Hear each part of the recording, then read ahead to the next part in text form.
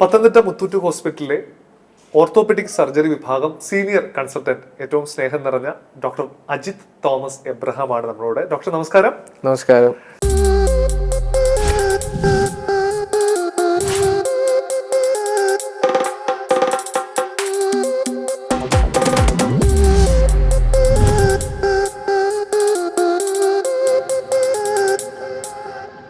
ഡോക്ടറെ, ഞാൻ ഇന്നലെ അല്ല ഇന്നലെ രാവിലെ ആയിരുന്നു. കാരണം വെച്ചാൽ ഞാൻ ഈ KSRTC ബസ്സിൽ പോയപ്പോൾ ബസ്സിലോട്ട് കയറാൻ വേണ്ടി ഒരു അച്ഛനെ സഹായിച്ച് ഞാൻ 2-3 പേര് ഒരുമിച്ച് ചേർന്ന കയറുന്നത്. അപ്പൊ ഞാൻ എന്താ വെച്ചാൽ ഇത്ര പ്രശ്നം, പോലെ മുട്ടനക്കാൻ വയ്യ. അപ്പം ഇപ്പൊ എനിക്കൊന്നും ഒരുമാതിരിപ്പെട്ട അതിപ്പോൾ പ്രായഭേദമന്യേ എല്ലാവർക്കും ഉള്ളൊരു പ്രശ്നമാണ് കാൽമുട്ട് വേദന, അനക്കാൻ വയ്യ, ഓടാൻ വയ്യ.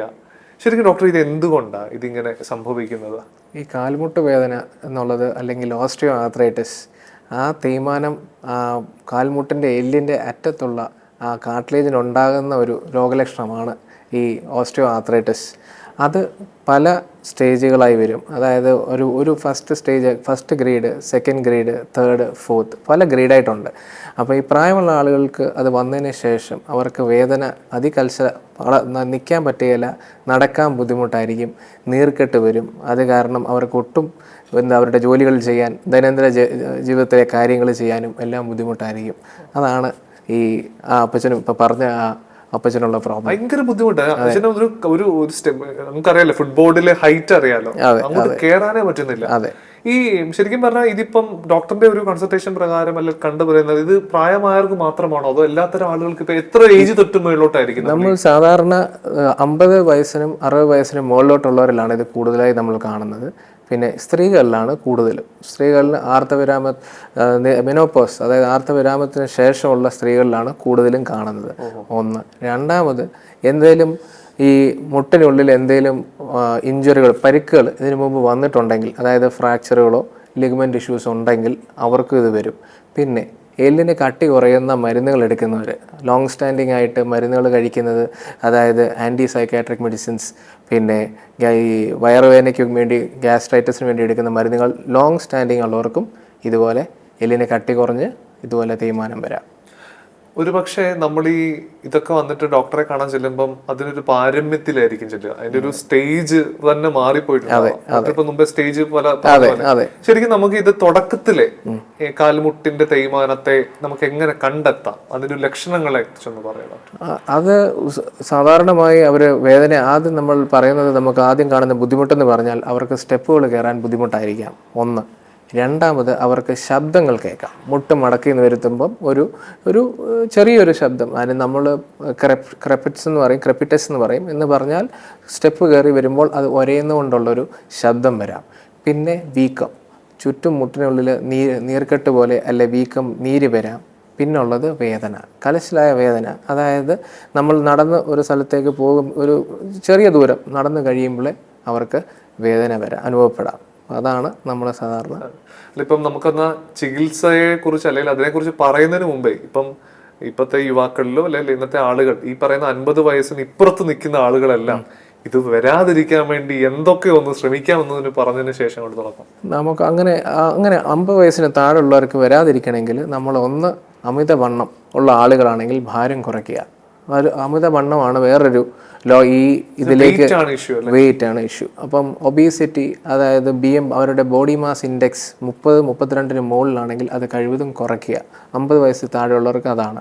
പിന്നെ നമ്മൾ വ്യായാമം നല്ലതായിട്ട് നടക്കുക. നമ്മളൊരു സാധാരണമായി ഒരു 30-40 മിനിറ്റ് ഡെയിലി നടക്കാമെങ്കിൽ അത് നല്ലൊരു വ്യത്യാസമാണ്. അതായത് മുട്ടിന് ചുറ്റുമുള്ള മാംസപേശികളെ നമ്മൾ ശക്തീകരിക്കുകയാണെങ്കിൽ നമുക്ക് ഈ വേദനയും കാര്യങ്ങളൊക്കെ ഒരുപക്ഷെ നമുക്ക് കുറയ്ക്കാൻ സാധിക്കും. ഓക്കെ. അതുപോലെ തന്നെ ഈ നമ്മളിപ്പം ഒരു ഫാസ്റ്റ് ലൈഫ് ആണല്ലോ, പെട്ടെന്ന് ഓട്ടമാണല്ലോ, അത് നമ്മളെ ആരെയും കുറ്റം പറയാൻ പറ്റില്ല. ജീവിത സാഹചര്യം അങ്ങനെയാണ് പലരും. അപ്പൊ ഈ നമ്മൾ കഴിക്കുന്ന ഭക്ഷണമാണല്ലോ പ്രധാനമായിട്ടും നമുക്ക്. എനിക്കൊന്ന് എല്ലാ പ്രധാന പ്രശ്നങ്ങളുടെയും ഒരു പ്രധാനപ്പെട്ട ആള് ഭക്ഷണമായിരിക്കും. ഈ ഭക്ഷണം ക്രമം അല്ലെങ്കിൽ ഭക്ഷണത്തിലെ നമ്മുടെ വ്യത്യാസങ്ങൾ, വ്യതിയാനങ്ങൾ ഈ കാൽമുട്ടിന്റെ പ്രശ്നങ്ങളെ സ്വാധീനിക്കാറുണ്ടോ?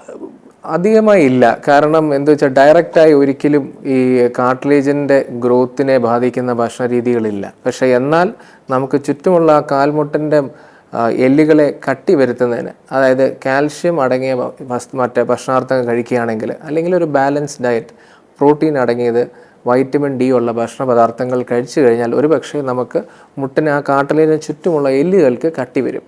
അത് കാരണം ആ കാർട്ടിലേജിൻ്റെ പുറത്തുള്ള ലോഡ് നമുക്ക് കുറയ്ക്കാൻ സാധിക്കും. ഇനി നമുക്ക് ചികിത്സയിലേക്ക് വരാം. ഇപ്പം ഒരു ചികിത്സ ആരംഭിക്കുന്നത്, ഇപ്പം ഡോക്ടർ മുമ്പിലേക്ക് ഒരു പേഷ്യന്റ് വരുമ്പോൾ അവരിലെ എങ്ങനെയാണ് ചികിത്സ വേണം എന്നതിലേക്ക് എത്തുന്നത്? എന്തൊക്കെ കാരണങ്ങൾ കൊണ്ടായിരിക്കാം? നമ്മൾ ആദ്യം ഒരു പേഷ്യന്റിനെ കാണുമ്പോൾ നമ്മൾ വിശദമായി അവരുടെ ഹിസ്റ്ററി കാര്യങ്ങളും സംസാരിച്ച് മനസ്സിലാക്കണം. ഇതിനു മുമ്പ് എന്ത് സംഭവിച്ചിട്ടുണ്ടോ, എന്താ വീണിട്ടുണ്ടോ ഉള്ളത് അത് ആദ്യം അറിയണം. അത് തന്നെ സെയിം ആ പറഞ്ഞതെല്ലാം നമ്മൾ വീണ്ടും ഒന്ന് ചോദിച്ച് പിന്നെ വിശദമായി നമ്മൾ പരിശോധിക്കണം. മുട്ടുകൾക്ക് ഞങ്ങൾക്ക് എക്സാമിനേഷൻ കുറച്ച് ടെസ്റ്റുകളും കാര്യങ്ങളും ഉണ്ട്, അത് ചെയ്യണം. അതിൽ കൂടി ഞങ്ങൾക്ക് മനസ്സിലാവും, ഓക്കെ ഇത് മുട്ടിനകത്തെ പ്രശ്നമാണ്, കാർട്ടിലേജിൻ്റെ പ്രശ്നമാണ്, അല്ലെങ്കിൽ അതിന് ചുറ്റുമുള്ള മാംസപേശികളുടെ പ്രശ്നമാണെന്ന് മനസ്സിലാവും.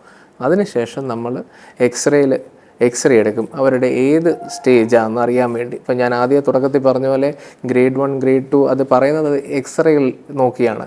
അപ്പോൾ എക്സ്റേ എടുത്ത് നോക്കും. അതിനുശേഷം നമ്മൾക്ക് ആ ഒരു ഗ്രേഡിങ് കിട്ടും. രോഗി ഏത് ഗ്രേഡിലാണ് ഇരിക്കുന്നത്, വളരെ മോശമാണോ അതോ വളരെ മൈൽഡായിട്ടുള്ള അതായത് സ്റ്റാർട്ടിങ് സ്റ്റേജ് ആണോ എന്നുള്ളത് നമുക്ക് തിരിച്ചറിയാൻ കഴിയും. ഈ സ്റ്റാർട്ടിംഗ് സ്റ്റേജ് ഒക്കെ നമുക്ക് തിരിച്ച് വരാൻ പറ്റുമോ? റീജനറേറ്റ് ആ ഒരു തിരിച്ച് പഴയ അവസ്ഥയിലേക്ക് അതിനാണ് നമ്മൾ ആദ്യം ഞാനിപ്പോൾ പറഞ്ഞ ഒരിക്കൽ വന്ന ഡാമേജ് ഒരിക്കലും തിരിച്ച് പഴയ പോലെ തിരിച്ച് വരാനുള്ള സാധ്യത വളരെ കുറവാണ്. അപ്പോൾ അതിൽ നമുക്കതിൻ്റെ സ്പീഡ്, അതായത് ആ തീരുമാനം ഉണ്ടാകുന്ന വേഗത നമുക്ക് കുറയ്ക്കാൻ സാധിക്കും. അത് ഒന്ന് നമ്മൾ ഈ പറഞ്ഞ എക്സസൈസ് കൂടുതലും കാൽമുട്ടിനെ കേന്ദ്രീകരിച്ചുള്ള എക്സസൈസ് ആയിരിക്കും ഒന്ന്. രണ്ടാമത്തേത് നമുക്ക് അതിനായിട്ടുള്ള സപ്ലിമെൻറ്റ്സ് ഉണ്ട്. സപ്ലിമെൻറ്റ്സ് ഒരു ലെവൽ കൂടെ നമ്മളെ സഹായിക്കാൻ കഴിയുകയില്ല. പക്ഷെ എന്നാലും അത് എടുക്കുന്നതുകൊണ്ട് ചെറിയ വ്യത്യാസങ്ങൾ സാധാരണ രോഗികൾക്ക് ഉണ്ടാവാറുണ്ട്. ഇനി നമുക്ക് ചികിത്സയിലേക്ക് വരാം. പറഞ്ഞ ഗ്രേഡ് 1 ഉണ്ടോ? ഗ്രേഡ് 1 ഉണ്ട്. 1, 2, 3, 4 വരെ ഉണ്ട്. ഓക്കെ, എല്ലാത്തിനും ഈ ഒരു ഗ്രേഡ് ഉണ്ട്. അതെ അതിനെ ഫോളോ. ഓക്കെ, ഇപ്പൊ നമുക്ക് ലഭ്യമായ ചികിത്സകൾ, ഇപ്പം ഗ്രേഡ് 2 ആവട്ടെ 3 ആവട്ടെ, ഓരോത്തിലും നമ്മൾ ലഭ്യമാകുന്ന ചികിത്സകൾ എങ്ങനെയൊക്കെ ആയിരിക്കാം? ഓക്കെ, അങ്ങനെയാണെങ്കിൽ നമ്മൾ ഗ്രേഡ് 1 ഗ്രേഡ് 2 എന്ന് പറയുമ്പോൾ ചെറിയ ആ ജോയിൻറ്റിലെ സ്പേസ് കുറയുക, ചെറിയ രീതിയിൽ ഉള്ളിൽ ഈ തേയ്മാന ലക്ഷണങ്ങൾ മാത്രം, എല്ലിൻ്റെ വളർച്ച, ഇതാണ് ഗ്രേഡ് 1 to ഗ്രേഡ് 2. 3ഉം 4 എന്ന് പറയുമ്പോൾ അത് വളരെ സിവിയറാണ്. സിവിയർ എന്ന് പറയുമ്പോൾ അത് അപകട നിലയാണ് ബേസിക്കലി 4 ആകുമ്പോൾ. അപ്പോൾ ആദ്യത്തെ 2 സ്റ്റേജുകളിലുള്ള പേഷ്യൻസിന് ഞാൻ ആദ്യം പറഞ്ഞു തന്നെ എക്സസൈസ്, ഫിസിയോതെറാപ്പി, അവർക്ക് ചില സപ്പോർട്ടിന് വേണ്ടി ഞങ്ങൾ ബെൽറ്റുകൾ കൊടുക്കാറുണ്ട്. ചില ഓഫ് ലോഡിങ് ബ്രേസ് എന്ന് പറയും, അത് വളരെ സഹായകരമാണ് ആ സ്റ്റേജിലേക്ക്. പിന്നെ രണ്ടാമത്, ഇത് കൊടുത്തിട്ടും വ്യത്യാസം ഉണ്ടാകാത്തവരിൽ ഞങ്ങൾ ചിലപ്പോൾ ഒരു ഇഞ്ചക്ഷൻസ് കൊടുക്കാറുണ്ട്. അത് ഹൈലോണിക് ആസിഡ് ഇഞ്ചക്ഷൻ അല്ലെ PRP. ഇപ്പം അത് ഒത്തിരി പേര് ഇപ്പം കേൾക്കുന്നുണ്ടാവും. Hyaluronic acid PRP, platelet rich plasma എന്ന് പറയുന്ന ഇഞ്ചക്ഷൻസ് അത് ഇവിടെയും ചെയ്യും. അത് ഹെയറിന് അതെ. അപ്പോൾ അത് ഇവിടെയും ചെയ്യും. അപ്പോൾ അതിൻ്റെ വ്യത്യാസം എന്നുള്ളത് ആ ഒരു ഏർലി സ്റ്റേജിൽ മാത്രം പേഷ്യൻസിന് ബെനിഫിറ്റ് കിട്ടും. അതേസമയം 3rd and 4th സ്റ്റേജിലുള്ള പേഷ്യൻസിന് ഈ ഇഞ്ചക്ഷൻസ് കൊണ്ട് ഒരുപക്ഷെ വേദന കുറയും, പക്ഷേ തേയ്മാനം മാറുകയില്ല. അതാണ് മനസ്സിലാക്കേണ്ടത്. അപ്പം injections, hyaluronic acid basically visco supplementation, അഥവാ നമ്മൾ ജോയിൻറ്റ് ഫ്ലൂയിഡ് മാറ്റി പുതിയൊരു ഫ്ലൂയിഡ് നമ്മൾ ഇഞ്ചെക്ട് ചെയ്ത് കൊടുക്കും. അല്ല, PRP എന്നുള്ളത് ബ്ലഡ് നമ്മളെടുത്ത് സ്പീഡ് പല രീതിയിൽ സെൻട്രിഫ്യൂജ് ചെയ്ത് ഡിഫറൻഷ്യൽ ഇതിൽ സെൻട്രിഫ്യൂജ് ചെയ്ത് നമ്മളത് എടുത്ത് ജോയിൻറ്റിലേക്ക് ഇഞ്ചെക്ട് ചെയ്യും. അപ്പോൾ അതാണ് ഇപ്പം ചെയ്യുന്ന ഏറ്റവും ആധുനികമായി ചെയ്യുന്ന 2 മെത്തേഡ്സ്. അത് രണ്ടുമാണ്. പിന്നീട് എപ്പോഴാണ് ഈ സർജറിയിലേക്കൊക്കെ പോകുന്നത്? സർജറിയിലേക്ക് പോകുന്നത് അവർക്ക് ഈ മരുന്നുകൾ കൊണ്ടും വേദനകളുടെ ഗുളിക കൊണ്ടും എക്സസൈസും ഫിസിയോതെറാപ്പിയും കൊണ്ട് ഒരു മാറ്റവും ലഭിക്കാതെ വളരെ വേദന കൂടുക, അവർക്ക് രാത്രികൾ കിടക്കാൻ വേദന കാരണം എണീക്കുക, അവർക്ക് ഒരു ചുവട് മുമ്പോട്ട് വെക്കുമ്പം തന്നെ മുട്ട് ബലമില്ലാതെ മടങ്ങിപ്പോവുക, ആ ഒരു സിറ്റുവേഷൻ ഗ്രേഡ് 4. അതാണ് ബേസിക്കലി എക്സ്റേയിലുള്ള ഫൈൻഡിങ്. ഈ സ്റ്റേജുകളിൽ നമ്മൾ സർജറി ആണ് നമ്മൾ റെക്കമെൻഡ് ചെയ്യുന്നത്. എന്തൊക്കെ സർജറിയാ ഡോക്ടർ? ഇപ്പൊ നമ്മൾ എപ്പോഴും കേൾക്കുന്ന ഒരു മുട്ട് മാറ്റി വെക്കൽ സർജറി, പക്ഷെ മുട്ട അവിടെ നിന്ന് മാറ്റി പുതിയത് വെക്കുകയാണ്. ശരിക്കും അങ്ങനെയുള്ള കുറെ മിത്തുകൾ നമ്മുടെ ഇടയിലുണ്ട്. അപ്പൊ ആ ഒരു തെറ്റിദ്ധാരണകളൊക്കെ നമുക്കൊന്ന് മാറ്റാം. ശരി, അപ്പോൾ അത് റീപ്ലേസ്മെന്റ് എന്ന ടോട്ടൽ നീ റീപ്ലേസ്മെന്റ് ആണ് ഈ മുട്ട് മാറ്റിവെക്കൽ എന്ന് പറഞ്ഞാൽ. അതിൽ നമ്മൾ ചെയ്യുന്നത് ഈ കേടായ ഈ കാർട്ടിലേജും പിന്നെ അതിൻ്റെ ചുറ്റുവട്ടത്തുള്ള കുറച്ച് അസ്ഥിയുടെ ഭാഗവും നമ്മൾ മാറ്റി നമ്മളൊരു ആ മുട്ടിന് ആകൃതിയിലുള്ള ഒരു ഇംപ്ലാന്റ്, അതൊരു സ്പെഷ്യൽ ലോഹം കൊണ്ടുണ്ടാക്കിയതാണ്, കൊബാൾട്ട് ക്രോമിയം അല്ലെ ടൈറ്റേനിയം. അത് വെച്ച് നമ്മളത് ഇംപ്ലാന്റ് ചെയ്യും. അതിൻ്റെ കൂട്ടത്തിൽ നമ്മൾ ഹൈഗ്രേഡ് പോളിയെത്തിലീൻ അല്ലെ പ്ലാസ്റ്റിക് എന്ന് പറയാം, പോളിയെത്തിലീൻ എന്ന് പറയുന്ന ഒരു ഇൻസേർട്ടും വെച്ചുണ്ടാക്കുന്നതാണ് ഈ ആർത്രോപ്ലാസ്റ്റി. അത് ആ 2 ജോയിൻറ്റുകൾ, അതായത് മുട്ടും ഒരു കാൽമുട്ടിന് 2 ജോയിൻ്റ് ഉണ്ട്, അത് കൂടാതെ ചിരട്ടയുണ്ട്. അത് 3 കൂടെ മാറ്റുമ്പോഴാണ് actually ideally total knee replacement എന്ന് പറയുന്നത്. പക്ഷേ ചിരട്ടയിലെ ഞങ്ങൾ സാധാരണ മാറ്റാറില്ല, കാരണം അതിന് തേയ്മാനം വളരെ കുറവാകുമ്പോൾ അതിന് മറ്റ് പ്രൊസീജിയേഴ്സ് ചെയ്യും. അതായത് ചെറുതായിട്ട് അതിൻ്റെ ചുറ്റുമുള്ള വേദന ഉണ്ടാക്കുന്ന ഡീനർവേഷൻ എന്നുള്ള പ്രൊസീജിയർ ചെയ്യും. അപ്പോൾ അതാണ് ആ കേടായിട്ടുള്ള കാർട്ടിലേജ് മാറ്റി പുതിയൊരു ഇംപ്ലാന്റ് വെക്കുക, അതാണ് മുട്ട് മാറ്റി വെക്കൽ സർജറി. അപ്പോൾ ആ ഒരു ഇപ്പൊ TKR അല്ലേ? TKR, അതെ, ടോട്ടൽ നീ റീപ്ലേസ്മെന്റ്. അത് മാത്രമല്ല വേറെ എന്തെങ്കിലും സർജറി ഉണ്ടോ? ഇത് മാത്രമല്ലാതെ നമുക്കിപ്പം അതിന് മുമ്പായിട്ട് ചില സ്റ്റേജുകൾ, അതായത് ഇപ്പം ഞാൻ പറഞ്ഞാൽ 60-70 വയസ്സിനിടയിൽ ഒരു സൈഡ് മാത്രമേ ഉള്ളെങ്കിൽ അതിന് ഞങ്ങൾ യൂണി നീ റീപ്ലേസ്മെന്റ് എന്ന് പറയും. ആ ഒരു സൈഡ് മാത്രം മാറ്റിവെക്കും, ആ തേയ്മാനമുള്ള കംപ്ലീറ്റ് മാറ്റാതെ. അതൊന്ന്. ചിലരിൽ ഞങ്ങൾ ഈ ആർത്രോസ്കോപ്പിക് ഡിബ്രൈൻമെൻറ്റ് കീ ഹോൾ ഇത് ചെയ്യാറുണ്ട്, പക്ഷെ അതെല്ലാം വളരെ സ്പെസിഫിക് ആയിട്ടുള്ള ആളുകളിൽ മാത്രമേ ഉള്ളൂ. അതൊരു ജോയിൻ്റ് വാഷ് കൊടുക്കുന്ന കീ ഹോൾ വഴിയിട്ട് അതിനകത്ത് ഉണ്ടാക്കുന്ന ആ മെറ്റീരിയൽസ്, ആ തേഞ്ഞ് കിടക്കുന്ന കാര്യങ്ങളൊക്കെ ഒന്ന് ക്ലീൻ ചെയ്യുക എന്നുള്ളതാണ്. അതെല്ലാം റീപ്ലേസ്മെൻറ്റിന് മുമ്പ് ചെയ്യുന്ന സർജറീസാണ്. ഇനി ഡോക്ടർ ഇനിയും ചോദിക്കാൻ പോണെന്ന് വെച്ചാല്, ഇപ്പൊ ഈ പലരും മുട്ട് മാറ്റി വെച്ചിട്ട് എനിക്കൊരു വ്യത്യാസവും ഇല്ല, എനിക്ക് അതുപോലെ തന്നെ ഉള്ളൂ, എനിക്ക് ചെറിയ കൂടിയിട്ടുണ്ടെങ്കിലേ ഉള്ളൂ എന്നൊക്കെ ഉള്ള രീതിയിൽ ആളുകൾ ഒത്തിരി പറഞ്ഞു കേട്ടിട്ടുണ്ട്, പ്രത്യേകിച്ച് പ്രായമായ അച്ഛന്മാരും അമ്മമാരും. അപ്പൊ അതിനു എന്തൊക്കെ മെത്തേഡിലൂടെ ആയിരിക്കാം ഈ റീപ്ലേസ്മെന്റ്, ഈ TKR ചെയ്യുക? അതിന്റെ പ്രശ്നം കൊണ്ടാണ് ഇങ്ങനെയൊക്കെ സംഭവിക്കുന്നത്? അതിന്റെ പ്രശ്നം ആയിട്ടല്ല, നമ്മളിപ്പോൾ ചെയ്യുന്ന ഇപ്പോഴത്തെ ആധുനിക ഇതിൽ നമ്മളിപ്പോൾ റോബോട്ടിക് അസിസ്റ്റഡ് നീ റീപ്ലേസ്മെന്റ് എന്ന് പറഞ്ഞ ഒരു പുതിയൊരു മെത്തേഡുണ്ട്. രണ്ടാമത് നമുക്ക് കൈനമാറ്റിക്, അതായത് പേഷ്യൻ്റ് സ്പെസിഫിക് ആർത്രോപ്ലാസ്റ്റി, അതായത് ആ നമ്മൾ ചെയ്യുന്ന രോഗിക്ക് വേണ്ടി മാത്രമായിട്ടുള്ള ഒരു കസ്റ്റം മെയ്ഡ് ഇംപ്ലാന്റ്സ് വെച്ച് ചെയ്യുന്നതുണ്ട്. പിന്നെ നാവിഗേഷൻ അസിസ്റ്റഡ്, ഇതാണ് ഇപ്പോഴത്തെ പുതിയ ആധുനിക നമ്മുടെ ഇപ്പോൾ ലഭ്യമായിട്ടുള്ളത്. നമ്മൾ AI ഒക്കെ വന്നു, അത് തന്നെ AI-യിലാണ് അത് റോബോട്ടിക് അസിസ്റ്റഡ് ചെയ്യുന്നത്. പിന്നെ ഇവരുടെ വേദനകൾ നിൽക്കാനുള്ള കാരണം മിക്കവാറും ഒന്ന് അവരുടെ മുട്ടിനകത്ത് ടൈറ്റ്നസ് വരാം, ആ മുട്ടിനകത്ത് ഇട്ട ഇംപ്ലാന്റ്സ് ടൈറ്റ് ആവാം. ചിലപ്പം അത് ഈ ലോങ് സ്റ്റാൻഡിങ് ആയി കഴിയുമ്പോൾ അതിലുള്ള വീക്കം കാരണം എല്ലിന് ബലക്ഷയം ഉണ്ടാകാറുണ്ട്. ഇംപ്ലാന്റ് സാധാരണ ഇതൊരു 15 വർഷം 20 വർഷം വരെ കുഴപ്പമില്ലാതെ പോകും, പക്ഷെ ചിലവരിലത് ഈ ഒരു രീതിയിൽ കാണപ്പെടാറുണ്ട്. അത് എല്ലിൻ്റെ കട്ടി പോലിരിക്കും, ചിലവരിൽ ആ ഒരു വീക്ക്നെസ് ഉണ്ടാകുന്നത്. പിന്നുള്ളതാണ് അണുബാധ വന്നു കഴിഞ്ഞാൽ ചില ഇതുപോലെ ലോങ് സ്റ്റാൻഡിങ് ആൾക്കാർക്ക് ഭയങ്കര വേദനയും അതിനനുസരിച്ചുള്ള വ്യത്യാസങ്ങളും ഉണ്ടാവും. ഈ മുട്ടുമാറ്റിവെക്കൽ ശസ്ത്രക്രിയക്ക് ഒരുങ്ങുന്ന ഒരാള് അതിന് മുൻപും അല്ലെങ്കിൽ അത് ചെയ്യുന്ന സമയത്തും അതിന് ശേഷവും ശ്രദ്ധിക്കേണ്ട കുറച്ച് കാര്യങ്ങൾ പറഞ്ഞാൽ? അതിന് മുമ്പ് ശ്രദ്ധിക്കേണ്ട കാര്യങ്ങൾ ബേസിക്കലി നമ്മൾ അദ്ദേഹത്തിൻ്റെ രോഗങ്ങൾ, അതായത് മരുന്നുകൾ കഴിക്കുന്നതെല്ലാം ഡോക്ടറോട് പറയണം. അതായത് ഹാർട്ടിൻ്റെയും മറ്റ് പ്രോബ്ലങ്ങൾ, കാർഡിയാക് പ്രോബ്ലം ഉള്ള ആളാണോ, ന്യൂറോളജിക്കൽ പ്രോബ്ലം ഉള്ള ആളാണോ, അതോ നമുക്ക് അങ്ങനെ രക്തം കട്ട പിടിക്കാത്ത ഗുളികൾ എടുക്കുന്ന ആളാണെങ്കിൽ നമ്മൾ അതിനെപ്പറ്റി ഡീറ്റെയിലായിട്ട് അത് ഡോക്ടറോട് പറഞ്ഞ് സംസാരിക്കുക. അത് പ്ലാൻ ചെയ്ത് വേണം സർജറി ചെയ്യാൻ. സർജറിക്ക് ശേഷം നമ്മൾക്കിപ്പോൾ ഉള്ളത് റീഹാബിലിറ്റേഷൻ പ്രോട്ടോകോൾസ് ഉണ്ട്. അതായത് നമ്മൾ സർജറി ചെയ്ത് 2-ാം ദിവസം അല്ലെങ്കിൽ ആദ്യത്തെ ദിവസം തന്നെ മുട്ടുമടക്കി നടത്താറുണ്ട്. നടക്കുന്നത് വളരെ അതായത് പെട്ടെന്ന് തന്നെ നടത്തിക്കുക എന്നുള്ളതാണ് ആ സർജറിയുടെ ഒരു ലക്ഷ്യം.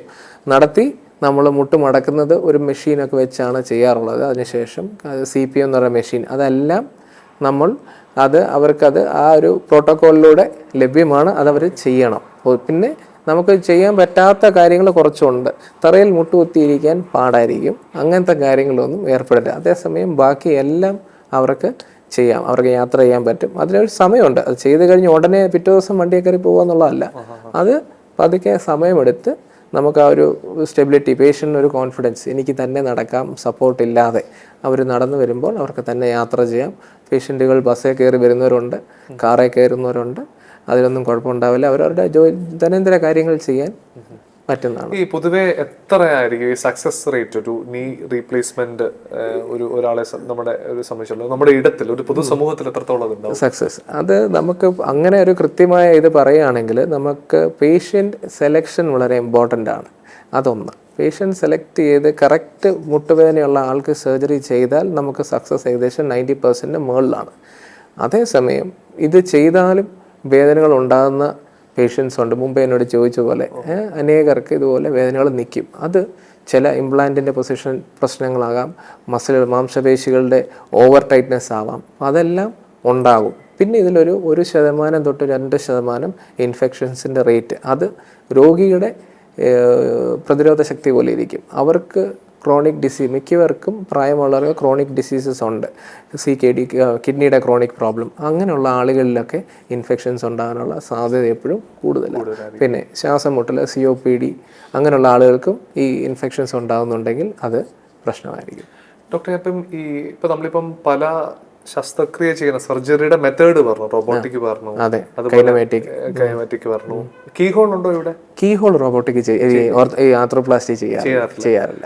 അപ്പം നമ്മളിപ്പോ ഇതിന്റെ സെലക്ഷൻ മെത്തേഡ് എന്താണ്? ഇന്ന ആൾക്ക് ഇന്നത് ചെയ്യണം എന്നതിന്റെ സെലക്ഷൻ പ്രോസസ് എങ്ങനെയാണ്? സെലക്ഷൻ റോബോട്ടിക് സാധാരണ ഞങ്ങളൊരു അസിസ്റ്റിംഗ് ആണ് സർജന്.